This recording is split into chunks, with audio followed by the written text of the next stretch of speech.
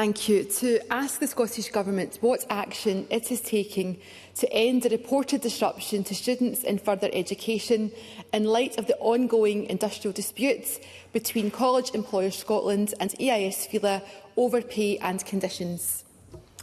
Minister Grimday. Thank you, President Officer. Well, there's no direct role for the Government to intervene in the dispute. I've made clear to the college management they must do everything within their power to ensure students are not adversely impacted by industrial action, whilst at the same time doing their best to conclude the dispute.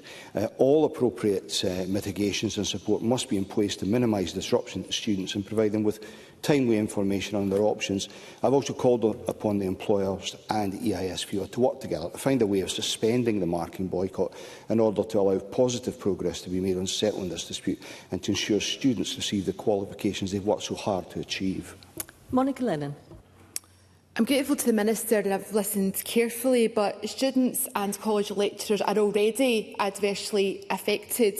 The Scottish Government's Fair Work credentials in further education are in tatters. We're seeing anti-worker deeming, threats of compulsory redundancy and the threatened closure of the Trade Union Education Centre at City of Glasgow College. So the message from picket lines across Scotland, but including South Lanarkshire College in my area and New College Lanarkshire, is when will this Minister intervene and make sure we see a funding package that will deliver a decent pay settlement for college lecturers, consistent with the public sector pay policy, whilst protecting jobs and ensuring continuity of course provision for our students? Minister.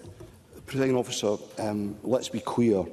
As Monica Lennon actually has been, I welcome that, what Labour mean by intervention. They mean shake the magic money tree and give colleges whatever monies they need to satisfy the demands of the lecturers' dispute, and of course with no financial detriment to any other part of education delivery. But of course a pay rise isn't the totality of what's being sought in the context of the dispute and negotiations. It's not just about a pay uplift for 25-26, for which the budget available to the Scottish Government and indeed the colleges is a complete unknown at this stage. It also entails colleges committing to an open-ended, no compulsory redundancy approach and returning all pay lost via striking during the present dispute.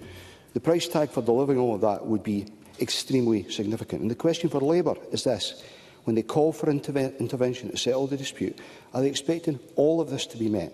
And if so, from where would they have us find these sums? Question number 3, Alexander.